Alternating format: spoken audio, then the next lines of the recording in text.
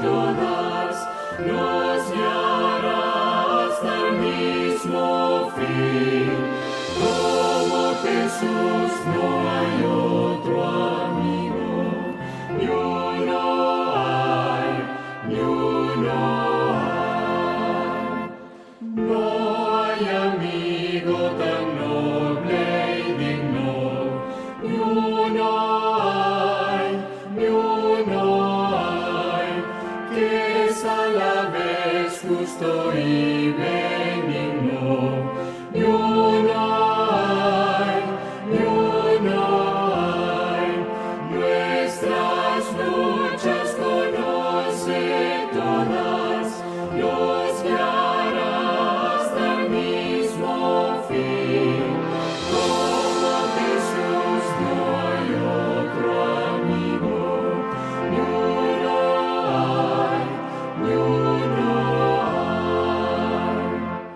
Al santo que haya desamparado, ni uno hay, ni uno hay. Oh pecador que haya rechazado, ni uno hay, ni uno hay.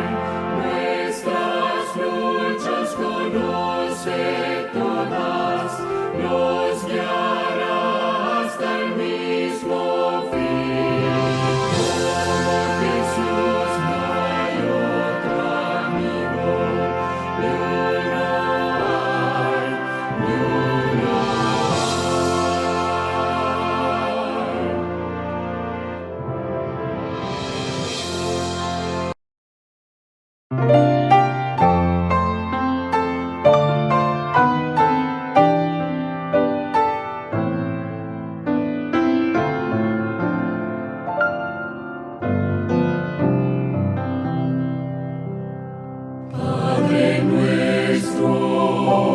Padre nuestro, te alabamos porque eres nuestro Padre. Elevamos nuestras mentes como signo de amor, Padre nuestro, Padre nuestro. Jesucristo, Jesucristo, gracias por tu muerte cruenta en el Calvario.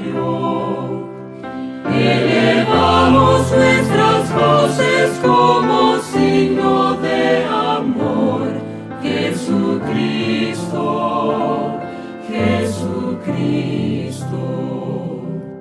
Santo Espíritu, Santo Espíritu, llena nuestros corazones plenamente. Consagramos nuestras vidas como signo de amor, Santo Espíritu, Santo Espíritu.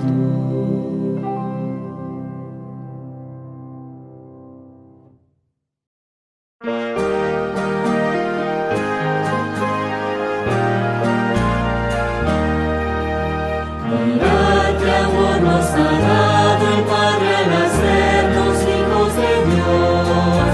Mirad qué amor nos ha dado el Padre al hacernos hijos de Dios. Para ser llamados hijos de Dios. Para ser llamados hijos de Dios. Mirad qué amor nos ha dado el Padre al hacernos hijos de Dios. Mirad qué amor nos ha dado el Padre al hacernos hijos de Dios.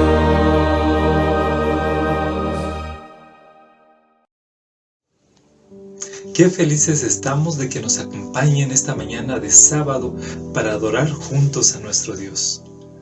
Deseamos de corazón que la programación que la Iglesia Hispana de Calgary en Canadá ha organizado pueda ser de gran bendición. Les damos a todos una cordial bienvenida y es nuestra oración que sea el Espíritu Santo el que se mueva en nuestros corazones. Que el Señor nos bendiga.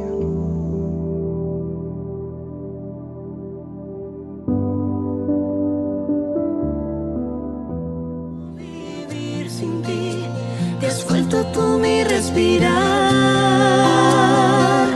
Te necesito aquí, me ahoga mi debilidad. Si no te tengo, te alabaré, pues yo no sé vivir sin ti. ¿Qué sería de mí sin ti, Maestro? No sabría lo que fui ni dónde voy. ¿Quién me sostendría al luchar? ¿Quién me volvería a levantar? ¿Quién daría esperanza a mi alma con su voz? Solo tú, Señor, llegaste y me llenaste de paz, y no imagino vivir sin ti. Te has vuelto tú mi respirar. Te necesito aquí, me ahoga mi debilidad. Si no te tengo, te alabaré, pues yo no sé vivir sin ti.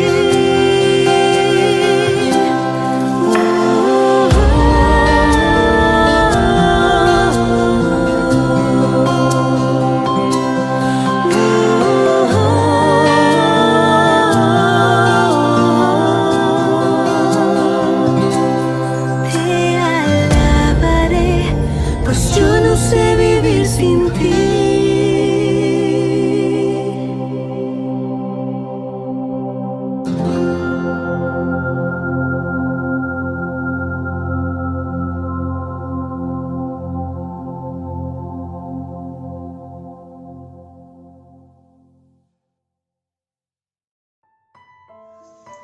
Ahora quiero invitarles para que juntos podamos darle lectura al texto bíblico de esta mañana. Lo encontramos en el libro de Jeremías, capítulo 17, versículos 7 y 8. Repito, Jeremías, capítulo 17, versículos 7 y 8. Dice: Bendito el varón que se fía en Jehová y cuya confianza es Jehová, porque él será como el árbol plantado junto a las aguas, que junto a la corriente echará sus raíces y no verá cuando viniera el calor, sino que su hoja estará verde y en el año de sequía no se fatigará ni dejará de hacer fruto. Amén.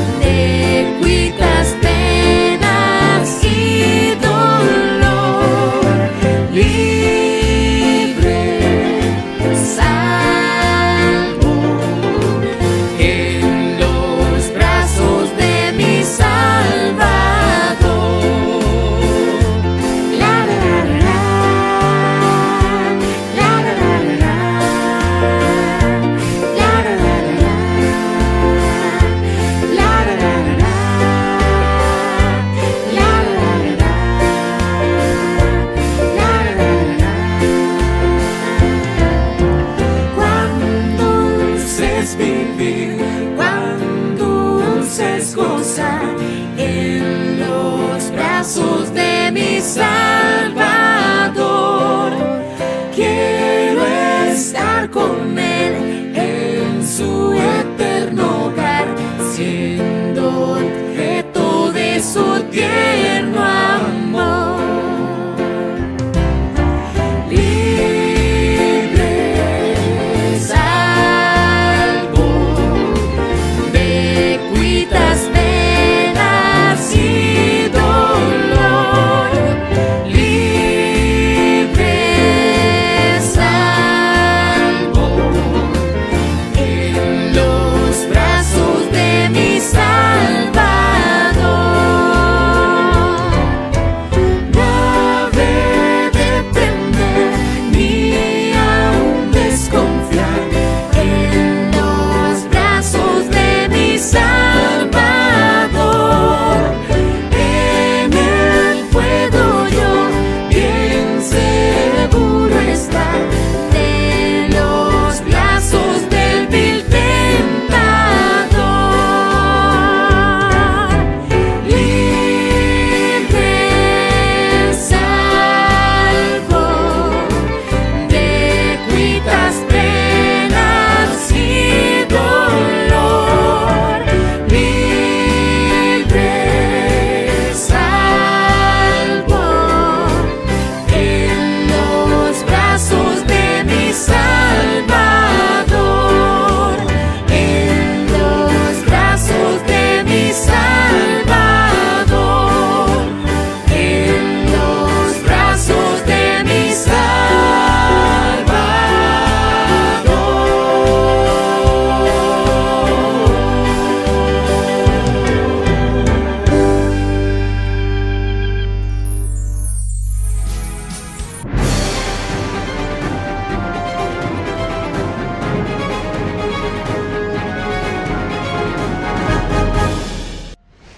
Según análisis realizado por la Red Adventista de Salud en Sudamérica, de los 3.446 pacientes hospitalizados por COVID-19 en sus unidades, 2.679 lograron recuperarse satisfactoriamente y retomar sus vidas. Estos datos se refieren al primer semestre del 2021 y son relativos a las instituciones médicas adventistas de 8 países sudamericanos. Además, el director de la Red de Salud Adventista, Sergio Reyes, indicó que la pandemia evidenció la necesidad de un estilo de vida saludable y la importancia de pertenecer a una red de hospitales para brindar atención especializada. ¿Cómo ayudar a las personas que sufren de violencia doméstica? Este año la campaña Basta de Silencio aborda el tema Socorro para la Familia y rescata asuntos debatidos en años anteriores como la violencia contra las mujeres y los ancianos, el abuso infantil y el suicidio. Participa de este proyecto en una iglesia adventista. La movilización será este sábado 28. ¿Sabes que puedes encontrar al menos un antidepresivo natural en tu cocina? Hay una lista de alimentos naturales que ayudan a minimizar los síntomas de la depresión.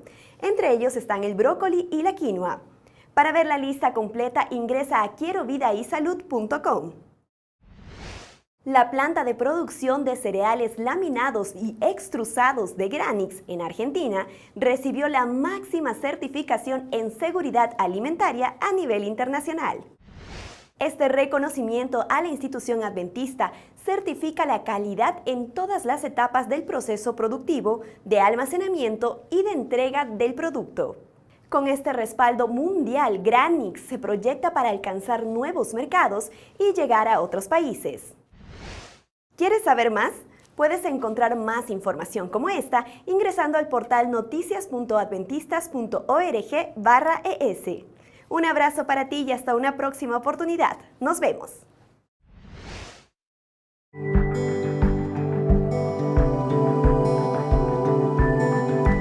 Probad y ved. Historia de hoy. Distribución solidaria.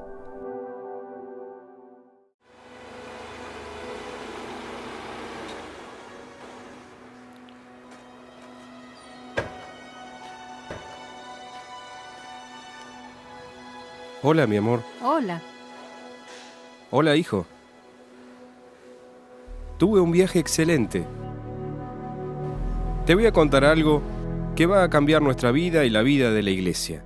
¿Te acuerdas de ese asunto que oímos en la reunión sobre ofrendas y pactos? Bueno, fui a buscar al pastor que compartió esa palabra y en el camino él me hizo entender algo extraordinario. Sí, pastor, nuestra iglesia ha crecido mucho. Hemos sido fieles en los diezmos y hemos entregado 10% de pacto para reformas de la iglesia y ampliación de las salas, y estoy convencido de que nuestra iglesia será una de las más bonitas de la región. ¡Qué idea maravillosa, hermano Joel! Quiero que sepa que lo felicito y sin duda Dios merece lo mejor. Solo permítame hacer una observación. No es bueno únicamente apuntar hacia nuestra necesidad local. Necesitamos entender que la iglesia trabaja de manera integrada. Y en muchos lugares existen centenas de iglesias que pasan por dificultades que solamente se les dará atención si los recursos de los lugares más prósperos llegan allá. Un buen ejemplo son los campos misioneros. Ellos dependen directamente de esas ofrendas para poder sobrevivir. Piensa en cuántas iglesias dejarán de ser plantadas por causa de esas ofrendas y pactos dirigidos para uso local. Pastor, yo no tenía idea de eso. Piensa en un padre que tiene varios hijos y que de repente vea que solo uno de sus hijos está prosperando y que el resto tiene necesidades, enfermos, problemas financieros. ¿Qué padre estaría contento de ver a su familia en esa situación? Dios da a sus hijos para que ellos puedan ayudar a sus hermanos. Y nosotros pensábamos que estábamos haciendo lo correcto al direccionar nuestro pacto. Peor aún, es como si la Iglesia Mundial no existiera para nosotros. Otra forma que tenemos de entender este asunto es la siguiente. Cuando yo no especifico el destino de mis ofrendas y mi pacto, 60% de los recursos permanecen en la iglesia y el otro 40% es enviado para la asociación o para las misiones. ¿Y él te dijo qué se hace con ese 40%? Sí, incluso hay una orientación del espíritu de profecía que dice que el dinero de Dios debe ir a los lugares más distantes del mundo. ¿Quieres oír una buena noticia? Parte de esas ofrendas, de ese 40% que es enviado para la asociación o para las misiones, vuelve para atender las necesidades de tu propia iglesia. Cuando eso sucede, la iglesia mundial se ve beneficiada. Y no faltarán recursos para financiar la predicación del evangelio en todas las regiones. ¿Y qué vamos a hacer ahora? A partir de hoy, vamos a seguir esta dirección. Vamos a dejar que la iglesia administre los recursos según la orientación de Dios. Ahora, quiero invitarte para que juntos podamos adorar a nuestro Dios a través de los diezmos y ofrendas. Que el Señor te bendiga.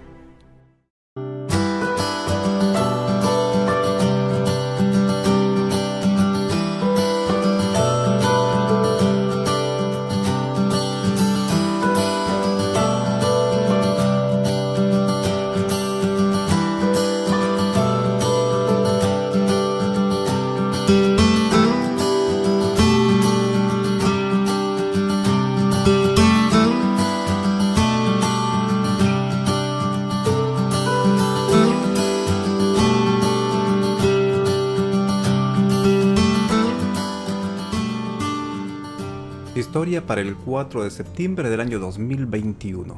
El dilema. En Irak, alguien le contó a un padre de familia sobre Jesús. El padre se enamoró tanto de Jesús que se unió a la iglesia adventista del séptimo día. Su esposa, sin embargo, decidió permanecer con su religión tradicional. Después de un tiempo, la vida se complicó mucho para esta familia en Irak. El padre, entonces, temiendo por la seguridad de su esposa y de sus dos pequeñas hijas, se mudó con su familia y fue a vivir como refugiado en los Estados Unidos de Norteamérica. Luego de vivir en Michigan durante un año, la familia se mudó a California, pues el padre no pudo soportar el frío invierno de Michigan. Las bajas temperaturas empeoraban el dolor de las heridas de guerra que había sufrido en Irak. En California, los esposos enviaron a sus hijas a una escuela pública, pero el padre oró para que las niñas pudieran estudiar en una escuela adventista. Él no tenía dinero para pagar una escuela privada, y aunque lo tuviera, no conocía a ningún adventista que pudiera decirle dónde había una escuela adventista. Aún así oró: por favor, Señor, ayuda a mis hijas a recibir educación adventista. Ayúdame a conocer a un adventista aquí en este país. Un día el padre visitó un banco de alimentos que distribuía suministros a familias en necesidad. Mientras esperaba recibir comida, comenzó a hablar con un voluntario y descubrió que se trataba de un pastor adventista. Además, el voluntario le dijo que el banco de alimentos estaba organizado y dirigido por una iglesia adventista que tenía una escuela. Cuando llegó a casa, le contó a su esposa la buena noticia.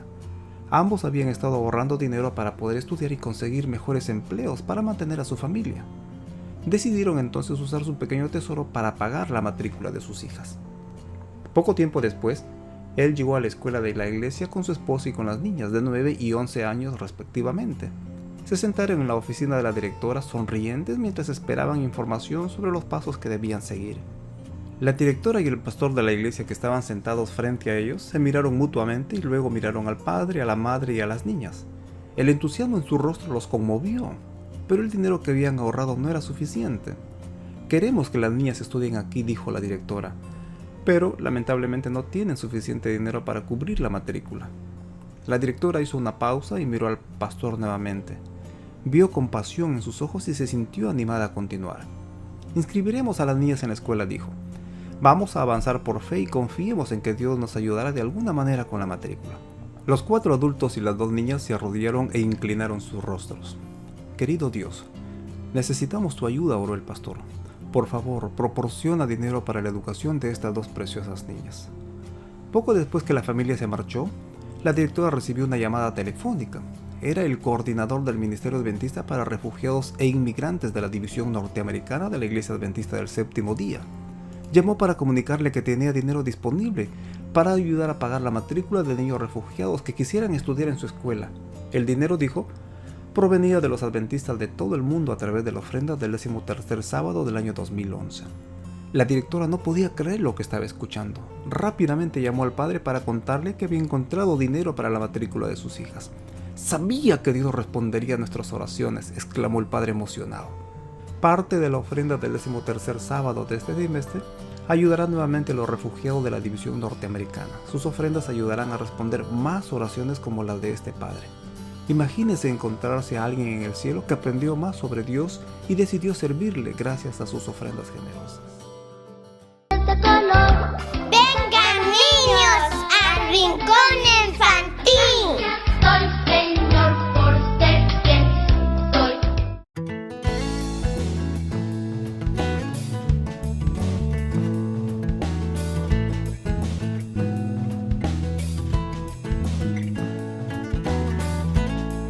Hola chicas y chicos, la historia de hoy se llama Día de Pago en la Viña.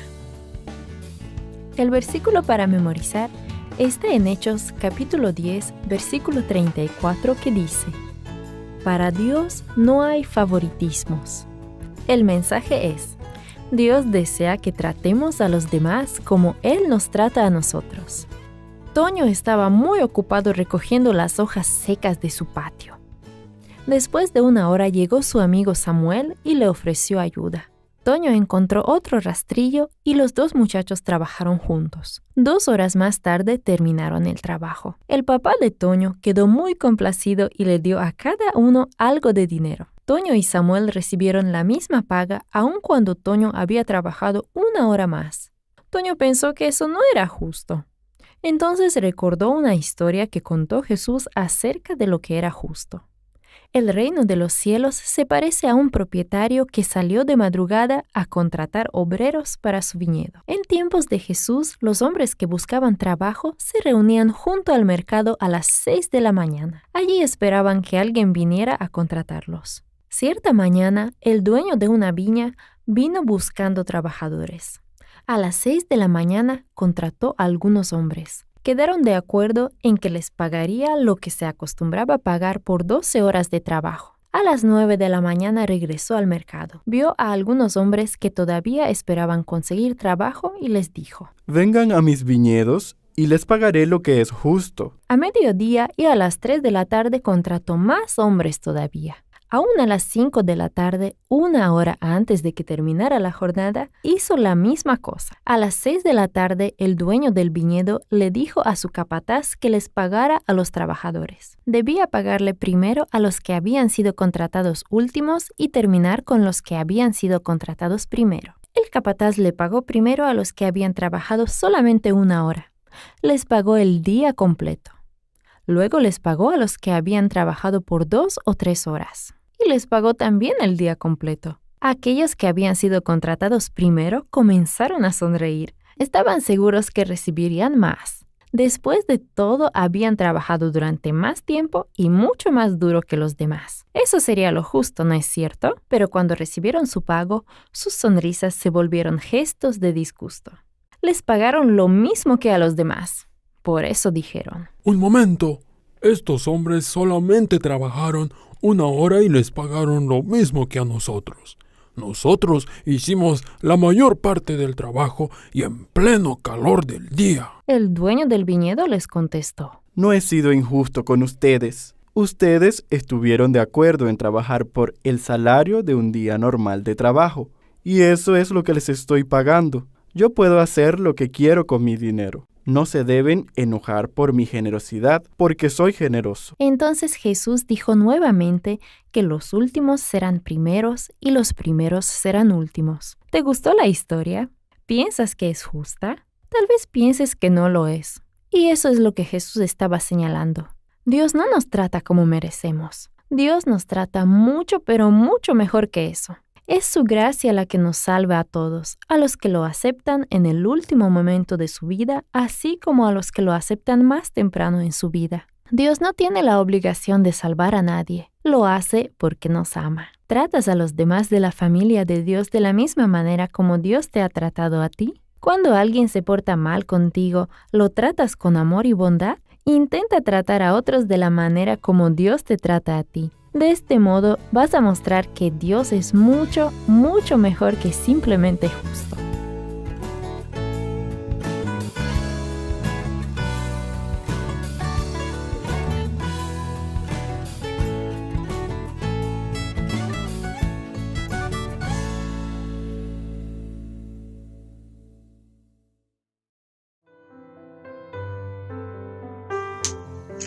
Ahora quiero invitarles para que así como estamos, podamos inclinar el rostro y hacer una oración para pedir la bendición de nuestro Dios. Oremos.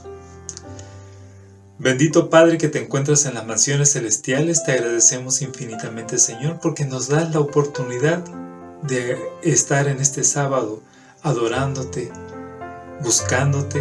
Te suplicamos, Padre, que tu Espíritu Santo pueda morar en nuestros corazones. Podamos sentir tu presencia de tal forma que las cosas que se hagan, las cosas que se digan, puedan dirigirnos hacia ti. Necesitamos prepararnos cada día más. Por favor, quédate con nosotros. Bendice a todos mis hermanos que nos están viendo, a los que no han podido acompañarnos por alguna razón. También sé con ellos, Señor. Y bendice al predicador de esta mañana, sé con él. Y que de sus labios pueda brotar esa agua de vida que tú deseas impartir a cada uno de nosotros. Te pedimos pues que te quedes en este lugar, en el nombre de Cristo Jesús. Amén.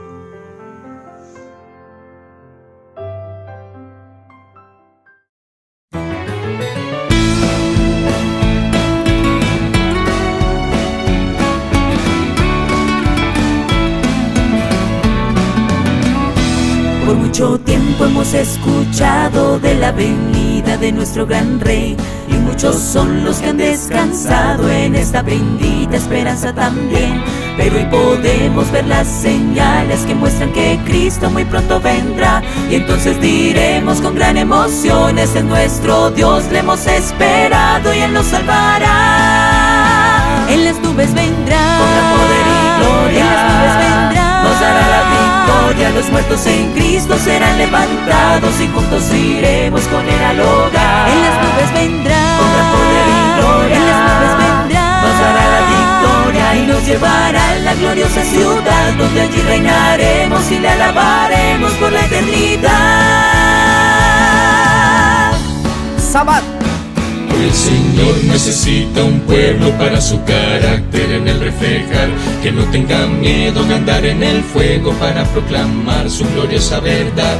En su vida se manifiesta la firme confianza de Job y la fe de Abraham, y así pronto estar entre los redimidos que caminarán en la bendita luz del Cordero de Dios. En las nubes vendrá, en las nubes vendrá, Los muertos en Cristo serán levantados y juntos iremos con Él al hogar. En las nubes vendrá, en las nubes vendrá, y nos llevará a la gloriosa ciudad, donde allí reinaremos y le alabaremos por la eternidad. Es tiempo de nuestra antorcha levantar y al mundo con su luz iluminar. En las nubes vendrá, en las nubes vendrá. Los muertos en Cristo serán levantados y volveremos con Él a adorar. Con gran poder y gloria nos dará la victoria y nos llevará a la gloriosa ciudad, donde allí reinaremos y le alabaremos por la eternidad. Y nos llevará a la gloriosa ciudad, donde allí reinaremos y le alabaremos por la eternidad. En las nubes vendrá.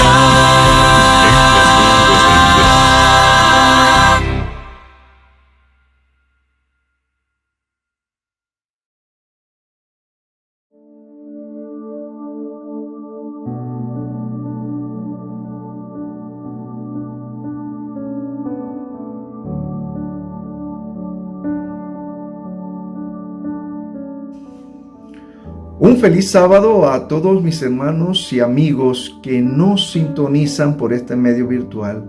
Espero que la gracia y el amor de nuestro Señor llegue hasta sus hogares, hasta donde usted está allí, sentado, no sé dónde está, pero el Señor sí sabe.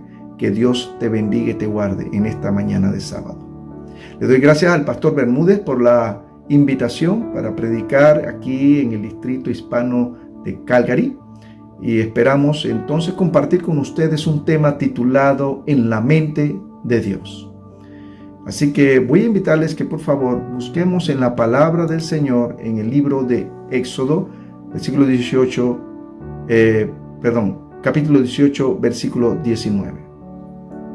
La palabra de Dios recita así en Éxodo 18, 19. Oye ahora mi voz y te aconsejaré, y Dios estará contigo. Está tú por el pueblo delante de Dios y somete tú los asuntos a Dios. Con esto en mente, quiero invitarles a que podamos inclinar el rostro ahí donde estemos para pedirle al Señor que nos ayude y que nos haga capaces de poder cumplir con este sueño que Él tiene en su mente, que pueda hacerse realidad en nuestra iglesia. Oremos. Querido Dios, gracias por pensar en nosotros, porque nosotros somos producto de tus pensamientos. Gracias por todas las bendiciones que nos otorgas. Gracias por estar pensando en nuestra salvación. Gracias por estar pensando en un mundo nuevo, por redimirnos totalmente del pecado y podernos establecer contigo por los días de la eternidad. Ahora, Padre, queremos que puedas hacer sensible el alma y la conciencia de cada uno de nosotros para entender que lo que está en tu mente no puede fracasar. Todo lo que se produce allí es para nuestro bien y para nuestro éxito espiritual y en todos los aspectos también. Quédate con nosotros y ayúdanos a entender que tú tienes un plan para tu iglesia que nosotros no debemos ignorar porque es producto de tu mente. En el nombre de Jesús te lo pedimos. Amén. Bien, en la mente de Dios. Recuerdo un relato titulado Dios nunca se equivoca. Y existía un rey que no creía en la bondad de Dios, pero tenía un siervo que siempre, todo el tiempo, en cualquier situación le decía al rey: mi rey, no se desanime porque todo lo que Dios hace es perfecto y Él no se equivoca. Un día ellos salieron para cazar y una fiera atacó al rey. Su siervo consiguió matar al animal, mas no pudo evitar que el rey perdiese un dedo de la mano. Furioso el rey, y sin mostrar gratitud por haber sido salvado, el rey le dijo al pobre caballero, al pobre siervo: si Dios es bueno, ¿por qué permitió que me perdiera un dedo? Entonces el siervo apenas pudo responder: mi rey, a pesar de todas las cosas, solo puedo decirle que Dios es bueno y que Él sabe por qué de todas las cosas. Lo que Dios hace es perfecto, Él nunca se equivoca. Y cuando escuchó decir todo esto, el rey se indignó con la respuesta. El rey mandó a apresar a su siervo, lo metió al calabozo. Tiempo después, salió para otra cacería y fue capturado por salvajes que hacían sacrificios humanos. En el altar, listo para sacrificar al rey, los salvajes percibieron que la víctima no tenía uno de los dedos y por eso lo soltaron. Él no era perfecto para ser ofrecido a los dioses. Esa fue la razón. Entonces él, al volver al palacio, mandó a soltar a su siervo y lo recibió muy afectuosamente. Y dijo: mi siervo, Dios fue realmente bueno conmigo. Escapé de ser sacrificado por los salvajes, justamente por no tener un dedo. Mas tengo una duda. Si Dios es tan bueno, ¿por qué permitió que tú, que tanto lo defiendes, fueses preso? Entonces le contestó el siervo: mi rey, si yo hubiese ido con usted en esa cacería, habría sido sacrificado en su lugar, pues a mí no me falta ningún dedo. Por eso, recuerde que todo lo que Dios hace es perfecto y que Él nunca se equivoca. Hermanos, con esto en mente, yo quiero llamar su atención.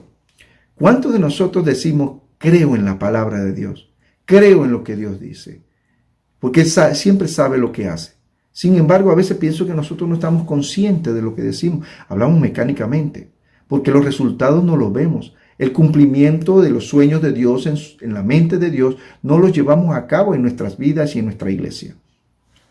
La Biblia contiene tantas proposiciones que declaran la verdad acerca de Dios como la revelación misma de Él como persona. La creación de Dios comienza en sus pensamientos, ¿correcto? Sí, ahí comienza todo, porque alguien dijo que las cosas se hacen dos veces. Se hacen primero aquí en la mente y después se llevan a la realidad. Pues así pasa en la mente de Dios. Antes de que nosotros llegáramos a la existencia, antes de que existiera un mundo, antes de que existiera un universo, primero pasó todas esas ideas por la mente de Dios. Ahí se produjo todo. Y luego, por su palabra, fueron llevados a la existencia. Así que la palabra de Dios tiene tanto poder como sus pensamientos. Y mediante las escrituras, Dios penetra en nuestras limitaciones mentales, morales y espirituales, comunicándonos su anhelo de salvarnos. Y así que todo esto puede ser parte del gran plan de salvación. Nosotros no podemos ignorar ninguno de los pensamientos de Dios.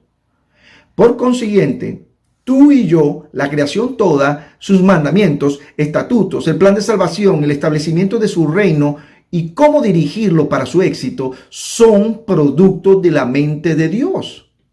Ahora, yo quiero hablarles de un plan que fue producto de la mente de Dios y no le hemos puesto nuestra atención como es debido. Estamos frente a la sabiduría de Dios y lo ignoramos. O somos indiferentes o simplemente no seguimos los pensamientos de Dios.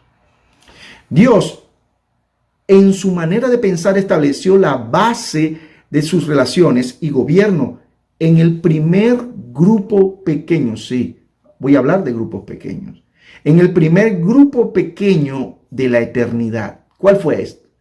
Ese grupo pequeño en la eternidad estaba compuesto por el Padre, el Hijo y el Espíritu Santo. Noten que la misma divinidad vive, se relaciona y trabaja en grupos pequeños.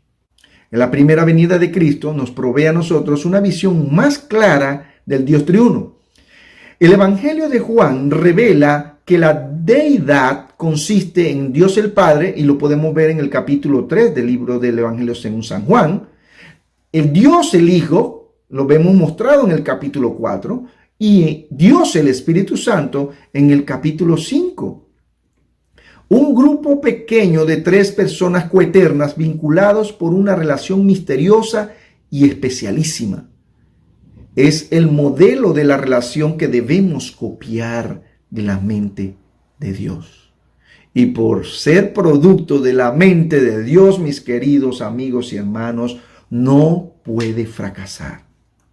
Porque Dios, nuestro Dios, no conoce el fracaso. Ahora, hizo una extensión ahora de ese grupo pequeño en la familia humana. Dios bendice a la familia y quiere que sus miembros se ayuden mutuamente hasta alcanzar la plena madurez y la unidad como el Padre, el Hijo y el Espíritu Santo lo tienen. Por eso en Génesis capítulo 2, el versículo 18, prueba de esto, que el hombre es un ser social, dice, no es bueno que el hombre esté solo. Nacemos, hermanos, de un grupo llamado la familia. Y estamos por naturaleza, por nacimiento, por tendencia natural, somos parte de un grupo. Y buscamos ser parte de uno. Por eso que le da tanto éxito, porque tiene una razón de sentido, una razón de pertenencia. Ahora cuando Dios dirige a su pueblo, el pueblo de Israel, dice la manera en que debe ser organizado el pueblo de Dios para que alcance sus propósitos, adivine dónde se encuentra. Se encuentra en grupos pequeños. En el libro de Salmos 133, versículo 2, sigue manifestando evidencias de lo que Dios está pensando. Dice el Señor, mirad cuán bueno y cuán delicioso es habitar los hermanos juntos en armonía. Génesis capítulo 6, el verso 2, sigue diciendo, sobrellevad los unos las cargas de los otros y cumplid así la ley de Cristo. Hermanos, Dios promete bendiciones para aquel que pone en práctica su palabra. Esto no es el invento del pastor Saldaña. Esto solamente es producto de la mente de Dios y está escrito en su palabra. Deuteronomio capítulo 28 versículos 1 y 2 dice lo siguiente para aquel que escucha la palabra del Señor, para la iglesia que obedece lo que Dios tiene en su mente. Dice así Deuteronomio 28 versículo 1 y 2.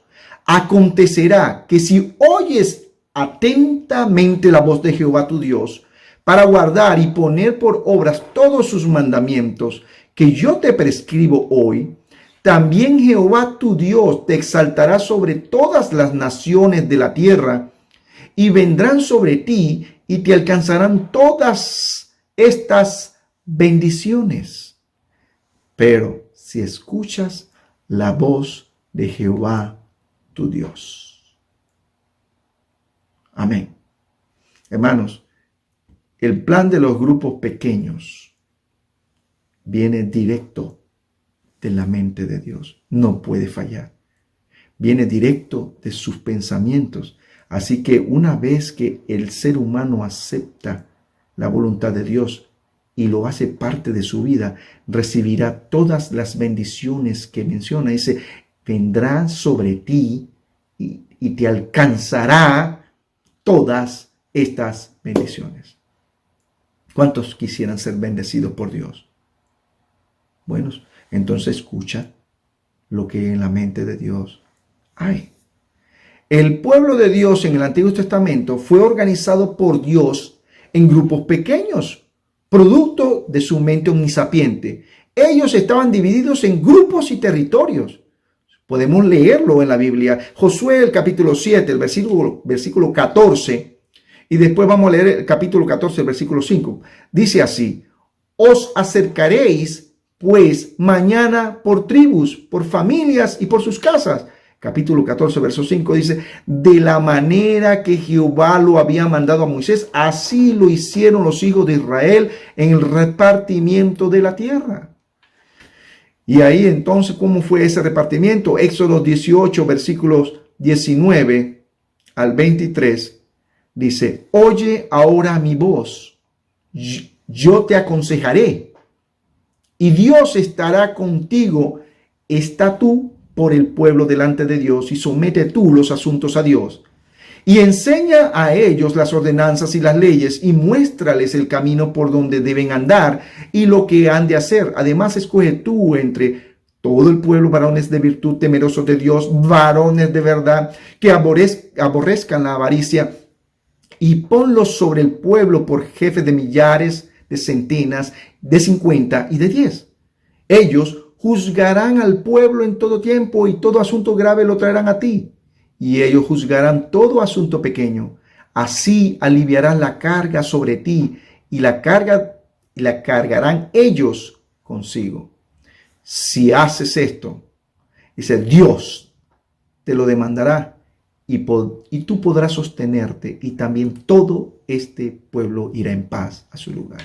Hermanos, ¿cuántos de nosotros no quisiéramos también ver eso en nuestra iglesia? Que todos los líderes puedan sentirse más aliviados y que el pueblo sea todavía más bendecido de lo que es ahora. Que no sufran por la espera, porque si se reparte la carga de acuerdo al plan de la mente de Dios en grupos pequeños, la iglesia alcanzará su objetivo. Nosotros gastamos mucho dinero, ¿saben?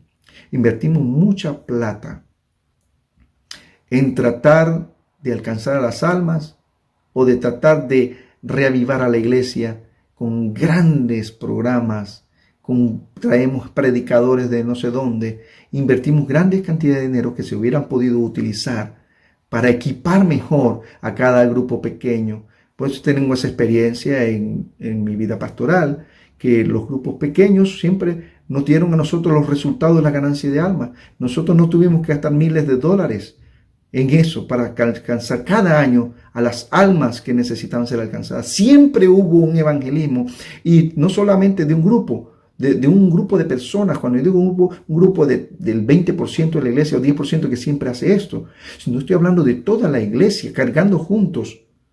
Hay una ilustración que tiene el pastor Garner que me gusta mucho acerca del cazar el elefante, el cazador cazaba el elefante, y los siervos que venían con él, pues ellos cantaban. Ya después que cazaron el elefante, los cargaban todos juntos.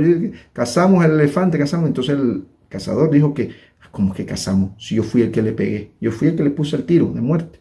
Entonces comenzó a gritar más duro, cacé el elefante, cacé. Y todo el mundo soltó el elefante, y como el elefante tan pesado, él no podía ya no podía jalarlo.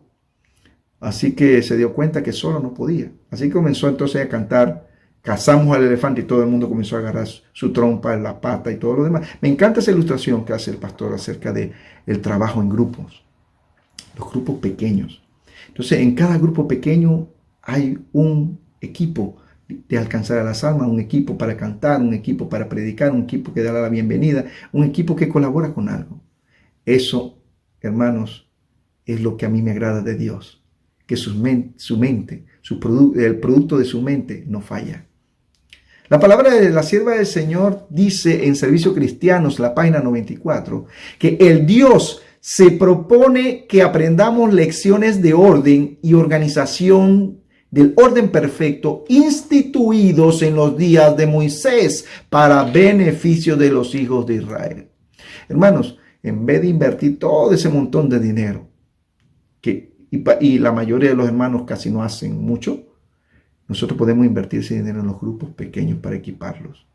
Démosle su pizarra, démosle materiales, libros, revistas para que regalen, proyectores, pantallas, para que cada grupo pequeño pueda predicar y enseñar el evangelio, para que desarrollen relaciones, para que se unan más, y ustedes van a ver cómo se fortalecerá la iglesia. Porque todo esto es producto de la mente de Dios.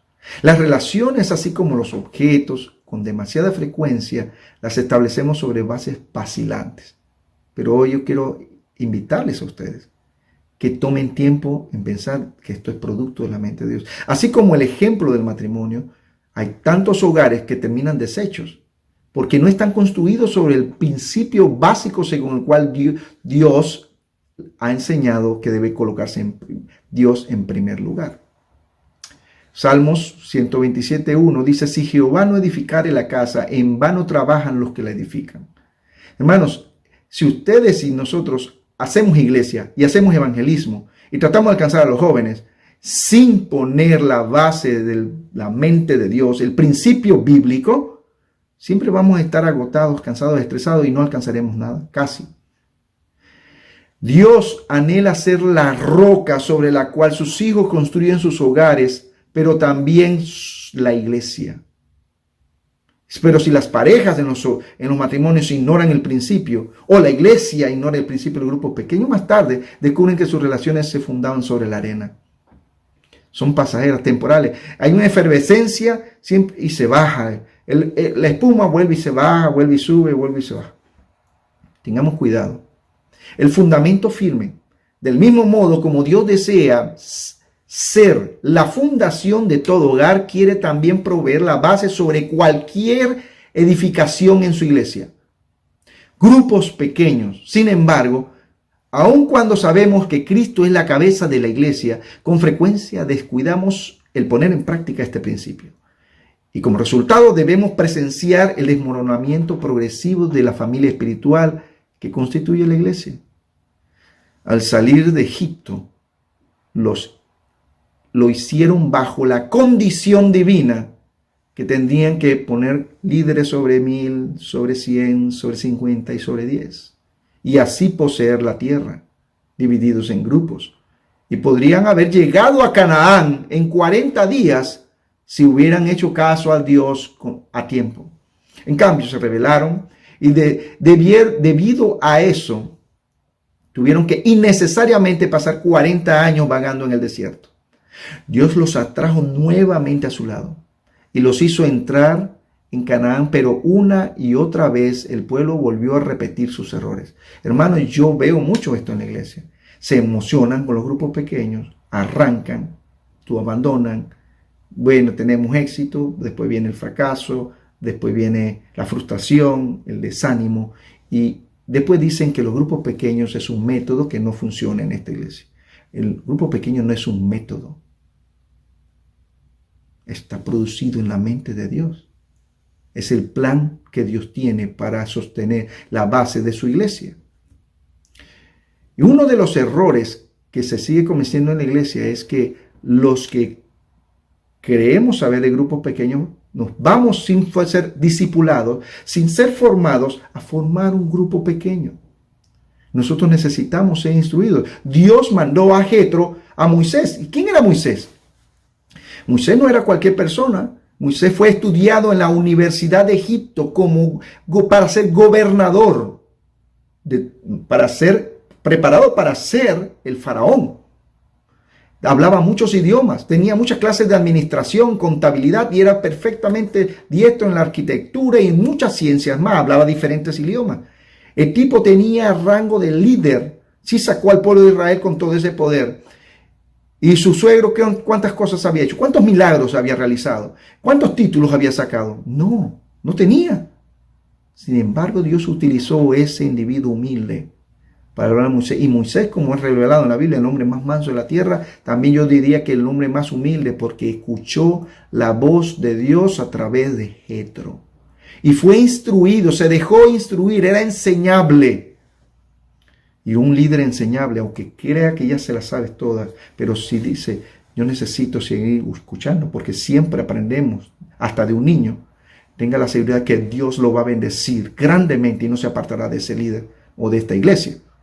Así que él se dejó enseñar, le dieron su capacitación, su instrucción. Hermanos queridos, en la iglesia, en el distrito de Calgary, ustedes tienen uno de los mejores instructores que yo jamás he conocido en el mundo hispano. Práctico, y lo ha vivido, ha podido cosechar de eso a través de toda su existencia. Escuchen la voz del ungido de Jehová y van a ver que la iglesia será prosperada. Miren, hermanos, no cometamos el error del pueblo de Israel una y otra vez. Es que no nos hemos organizado en grupos pequeños para lograr el sueño de Dios. Primero de Pedro, capítulo 2, versículo 9 dice, pero vosotros sois linaje escogido, real sacerdocio, nación santa, pueblo adquirido por Dios, para que anunciéis las virtudes de aquel que os llamó de las tinieblas a su luz admirable. Y Efesios 5:27 sigue diciendo, a fin, o con el objetivo de presentársela a sí mismo una iglesia gloriosa que no tiene mancha ni arruga ni cosa semejante, sino que fuera santa y sin mancha. Ese es el sueño de Dios. Pero solo se puede cumplir utilizando los métodos productos de la mente de Dios. Hermano, nosotros no podemos ser más sabios que Dios. Creamos en lo que Dios tiene en su mente. Hermanos míos, creo que si pedimos a Dios de nuestro corazón que seamos más humildes y sumisos. Llevaríamos a cabo el sueño de Dios de organizar su iglesia en grupos pequeños tal como está en la mente de Dios y en su palabra, y recibiríamos el sello y garantía del éxito de parte del cielo por cumplir el sueño de Dios en nosotros, por lo que Él murió en la cruz del Calvario. Dios aún anhela ayudar a su pueblo, pero tiene que estar dispuesto a vivir de acuerdo a la mente de Dios, a sus principios. Hoy, muchas iglesias quieren crecer. Sin embargo, si en vez de utilizar el plan originado en la mente de Dios, se van tras ideas de origen humano, fracasarán sin remedio. Las triquiñuelas extrabíblicas que tienen nuestros planes humanos a veces recurren a un gran esfuerzo y puede ser que ganen algunas almas, puede ser que despierte algún tipo de curiosidad en la iglesia. Pero miren, planes vienen, planes se van, del público en general, pero a fin de cuentas no tendrán éxito por cuanto no están construidas sobre la roca de la palabra de Dios. Lo que Dios bendice es su palabra. Y recuerden la historia con la que inicié el sermón. Dios nunca se equivoca. Nuestro Señor Jesucristo colocó su misión en manos de un pequeño grupo de 12 hombres para que fueran sus discípulos, fundamento de la iglesia cristiana primitiva. Pero ¿qué estrategia siguió para lograr sus fines? ¿Dedicó todo su tiempo a predicar grandes sermones en público? ¿Pasó toda su vida tocando puertas? No. En cambio, escogió a 12 discípulos. Este plan, producto de su mente, revestía tal importancia para él que pasó una noche completa orando antes de formar a ese grupo pequeño. Está registrado en Lucas 10, versículo del 1 al 8. Puede causar sorpresa el hecho de que Jesús ganó pocas almas durante su ministerio. ¿Sabían ustedes eso? Pero debemos notar que no pasó su vida trabajando solo. Por el contrario, invirtió la mayor parte de su tiempo atendiendo un grupo de 12 hombres. No procuró salvar al mundo sin ayuda humana. En todas sus actividades docentes, todas sus actividades de enseñanza, así como en sus predicaciones y sanamientos, le acompañaba un grupo pequeño de discípulos. Ellos miraban, escuchaban cuando él realizaba su ministerio, cuando él atendía las necesidades de la gente, cuando él extendía la mano al menesteroso, cuando él hablaba las palabras correctas a sus enemigos. Luego, una vez que se dispersaban las multitudes, les hacía preguntas relativas a sus métodos. Jesús instruyó a sus discípulos sin apresuramiento, precisamente porque tenía urgencia. Hay un dicho dominicano que dice, vísteme despacio porque voy deprisa. Yo ahora estoy entendiendo a qué se refiere. Los estadounidenses tienen un dicho, dice que siempre hay tiempo para hacer las cosas 2 veces, pero nunca hay tiempo para hacerla una sola vez. Yo no entendía qué es lo que quería decir. Resulta ser que los americanos cuando hacen algo, tratan de hacerlo bien. De acuerdo al pensamiento que dicen ellos, ¿no? Tratan de hacerlo bien una sola vez, bien hecho, bien construido, y así no hay defecto, no se viene abajo, materiales bien firmes. Pero cuando los que no son americanos construyen algo, tratan de ver cómo lo hacen con el material más barato, a la velocidad más rápida, y las cosas quedan mal. Entonces, no tienen tiempo para hacerlas 2 veces, pero lo hacen rápido, la hacen con mal material y después vienen los defectos, se dañan las reclamaciones. ¿Y qué hay que hacer? Volverlo a construir. Por eso dicen que no hay tiempo para hacer las cosas una vez, pero sí la hay para hacerlas 2 veces. Ahora entiendo que Jesús, sabiendo que le quedaba poco tiempo, él se tomó su calma para dedicarse a la formación de estos nuevos líderes que serían en el futuro los líderes de la iglesia. Le dedicó todo el tiempo necesario. Concentró sus energías en estos pocos individuos, por amor a las multitudes, hermanos, por amor a las multitudes de todo el mundo, Cristo se dedicó a discipular a los miembros del grupo pequeño. Nunca planeó una campaña de presentaciones personales global, agotadora y que satura a la gente. No. Y financieramente cara tampoco. En cambio, concentró sus esfuerzos en un grupo pequeño de personas. Otra vez, producto de la mente de Dios. Podemos ver la lógica. Yo sé que el evangelismo público tiene su lugar, pero el evangelismo público tiene éxito cuando el plan de Dios primero se pone en práctica. El que vaya adelante los grupos pequeños preparando el terreno. ¿De qué nos sirve traer la más grande máquina cosechadora de arroz y meterlo a un gran campo que no tiene sembrado casi arroz? ¿Ah? De nada sirve. Pero si los grupos pequeños preparan las personas y todo lo demás, cuando venga esa gran máquina cosechadora, habrá arroz para cosechar. Podemos ver la lógica que implica la estrategia de Jesús. ¿Por qué luchar año tras año con escasos resultados? Trabajar arduamente no tiene sentido si no se logran los resultados propuestos. Hermano mío, yo quiero hacerte un llamado esta mañana. Los métodos de Dios nunca fracasan. Él nunca se equivoca. Nuestras iglesias necesitan hoy volver al sencillo método evangelístico de Cristo. El evangelismo dirigido a las multitudes con frecuencia logra impresionar apenas a unos pocos. Jesús, en cambio, enfocó su atención sobre unos pocos con el fin de alcanzar a las multitudes y provocó un reavivamiento silencioso que nos alcanza hasta el día de hoy. Con 12 hombres movió al mundo. El plan de que Jesús estableció da resultados porque Él nunca se equivoca. Él sabe que todo es perfecto porque Él es perfecto.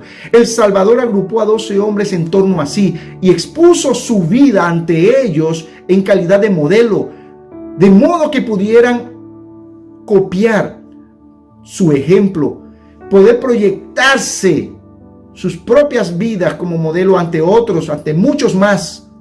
De esta forma es como el reino de Dios se multiplica a través de los siglos. Y así es como continuará multiplicándose.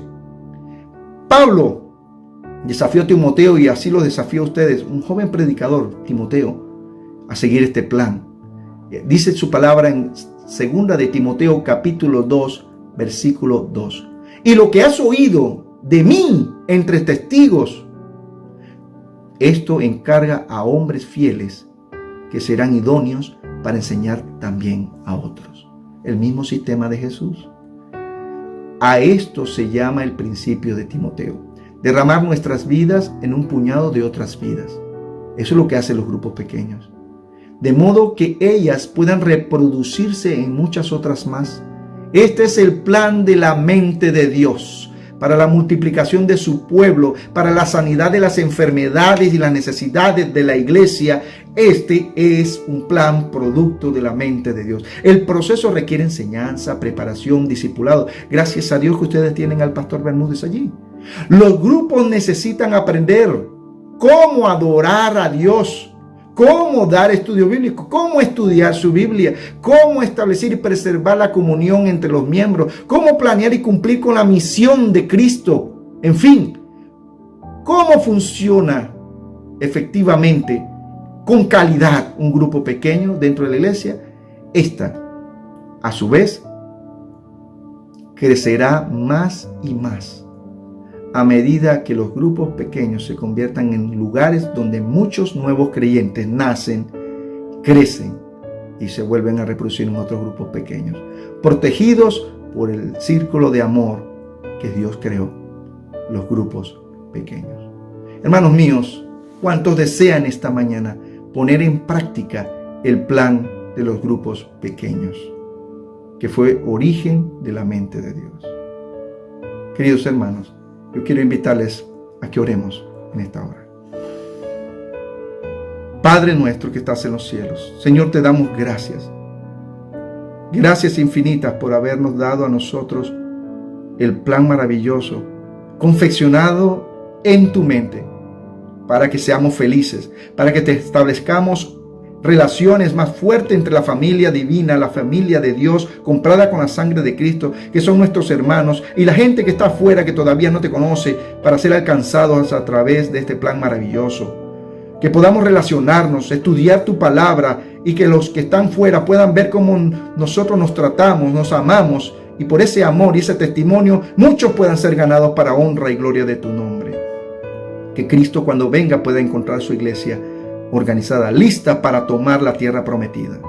Por favor, Señor, ayúdanos a creer en tu palabra y a poner en práctica los principios que son producto de tu mente.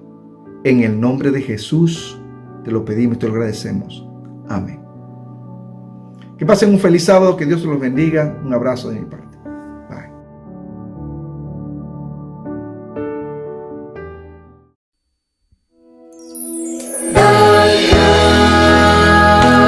Gracias a nuestro Dios, da gracias de corazón, da gracias porque ha dado a su Hijo Jesús. Da gracias a nuestro Dios.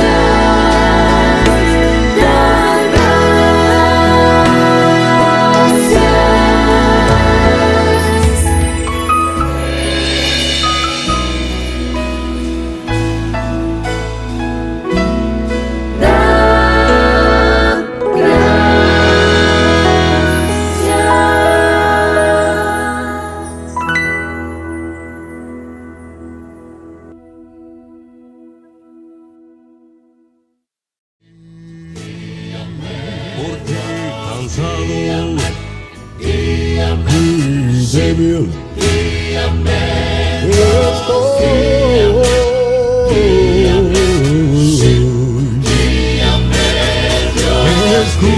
Escucha mi llanto,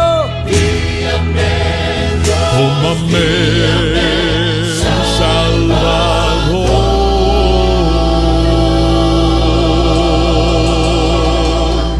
Oh, mi Señor.